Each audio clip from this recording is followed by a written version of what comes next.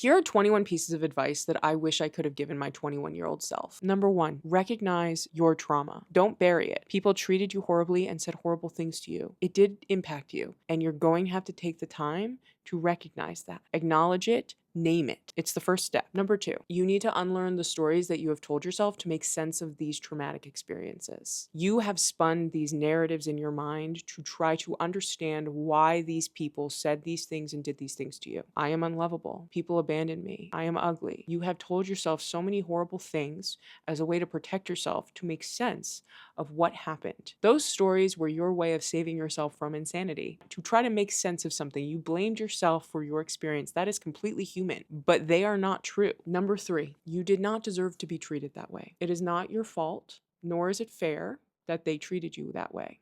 Hurt people, and unfortunately, hurt people hurt you. It is, however, your responsibility to break that cycle and to work through the pain that they caused you and to not hurt other people in your life. You have to be the change. Number 4, it's going to take years to undo the wounds that they have opened in you, and that is okay. Working through the wounds that they have opened in you is going to be some of the hardest work you have ever done in your life. I need you to know that it is worth it. It's going to take years. It's going to take a good hard look at yourself and recognize where you need to take responsibility for your thoughts, your feelings, your actions, your choices. It may feel like at times you are taking 2 steps forward and 1 step back, but that is simply the process. You are not behind, even though you had to drop out of college and you started your career late and you feel like a late bloomer in every area of your life. The truth is, most people never do this work on themselves. Most people never examine their wounds, and that's why they go on to hurt people. That's why you had fully formed adults telling you these horrible things as a child about yourself. They didn't do the work, and you will not be following in those footsteps. And coming home to yourself will be one of the most rewarding experiences of your life. Number 5, the adults in your life were wrong. They should not have said those things to a 10-year-old. There was nothing wrong with your body. You were not a deformed monster. You were not unlovable. You would not be prettier if you just lost 50 pounds. They were brainwashed, and you have complex PTSD as a result of it. And I need you to acknowledge that now and recognize how much you went through, because people will try to minimize it. Even people watching this video will say that that doesn't rise to the threshold of CPTSD. But when you have someone telling you over and over and over again that your body is bad from the young age of 10, what else are you supposed to think? You're a child. These were authority figures in your life, your doctors, your teachers, your family members. They were telling you that you were bad, not only for the body that you have, but for the fact that you were not able to force it into the size that they wanted it to be. Everyone that told you those things about yourself, they were all projecting their own fears and insecurities onto you. And they thought in their own weird way that they were helping you. They thought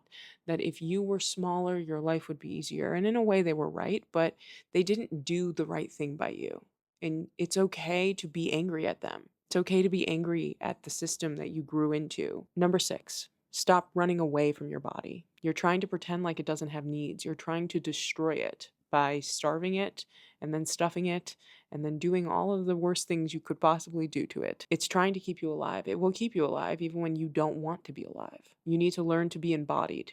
You are trying to pretend like you don't have a body, and that is not sustainable. In fact, it's going to lead you to seriously injuring yourself, and you will be in chronic pain for 10 years. You're going to hurt yourself this year, actually, 21, and you are 33 now, and it still hurts because you are running. You are running when you should not have been running on an injured foot, and now both of your feet are real messed up. Once you start making choices that align with this idea that your body is your home and it respects you, you will start to feel better, not only about how you look, but also just going through life. You shouldn't be hazy all the time. You shouldn't feel like you're going to faint all the time. That's not normal. You're living life on hard mode because you're not taking care of yourself. Please take care of yourself. Number 7, you're like really smart. School was harder for you because of all the crap you were going through. You're not unintelligent. In fact, you're too intelligent sometimes. You wish for ignorance in your elder years. That's partially a joke, but sometimes you wish you could stop thinking.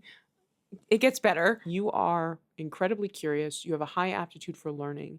You are self-aware and you're capable of recognizing when you do know something and when you don't. No Dunning-Kruger here. The reason you got rejected from your top schools was because you were going through mental health crises. It wasn't because you were unintelligent. You did extremely well in school despite everything you were going through. That's amazing. Be proud of yourself. You will go far. You will accomplish whatever you set your mind to. You just have to believe that you can. Number 8, you have control over your thoughts. You do not have to succumb to the darkness. You do not have to accept them as the truth. You can question every thought that pops into your head. Do not believe them blindly. That little mood disorder you've been dealing with, it's not allowing you to see that you are actually quite a light and optimistic person by nature when you are not dealing with those demons. It's going to take a lot of work to cast away that darkness. It's going to feel embarrassing to have to fight your own brain, but you have to do it anyway, because that is when you become who you are supposed to be. When you are able to think the thoughts that you are meant to think and not the ones that have been drilled into you by the darkness. Number 9, people are what matter in life. Not status, not money, not power. It's people. They are flawed and complex, and not everyone deserves an equal amount of your affection or attention. But it is crucial that you make an effort to treat everyone with the respect that they deserve. And the deserve part is relative based on their behavior. It's one of those soft skills in life to learn when you need to be firm with someone and when you can be nice. What is the fine line between kindness and being a doormat? That one I can't answer for you. That's something you kind of have to feel through. The only advice I can give you is treat everyone with respect until they have given you a reason to not respect them anymore. And if they've lost your respect, don't get emotional with them. Just gray rock it. Gray rocking, which is when you don't respond to abusive behavior.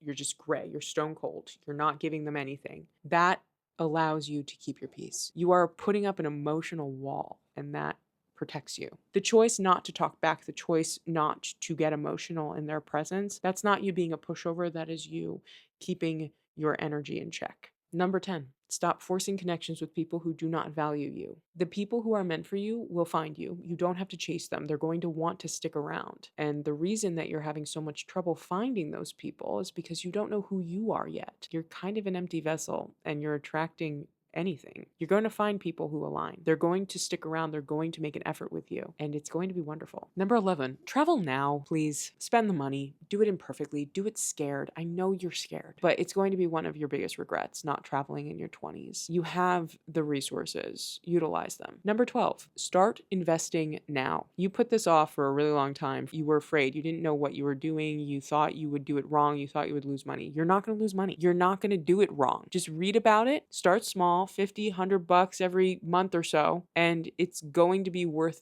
the time, energy put into it, because you don't start for several years and it put you behind. Number 13, take imperfect action. Waiting to be perfect is not being strategic. You are procrastinating because you're afraid. You need to make mistakes. The mistakes will not kill you. Everyone needs to make mistakes. In fact, you realize now that you love making mistakes because that means you're making progress and you're heading in a direction, and the mistake lets you know what you need to do next. Any mistake you make other than taking a life is fixable. Stop acting like you're going to ruin everything. It's fine. Number 14, don't speed. When you are 31 years old, you're going to interview a woman whose child was killed outside of their apartment building in Brooklyn because someone was speeding, and it's going to really resonate with you, and it's going to hurt. Speeding is never worth it. It makes cars much more deadly for you and for the person you might hit. You get there just as fast going the speed limit. Save 5 minutes is not worth a life. That car is a weapon. Please be careful with it.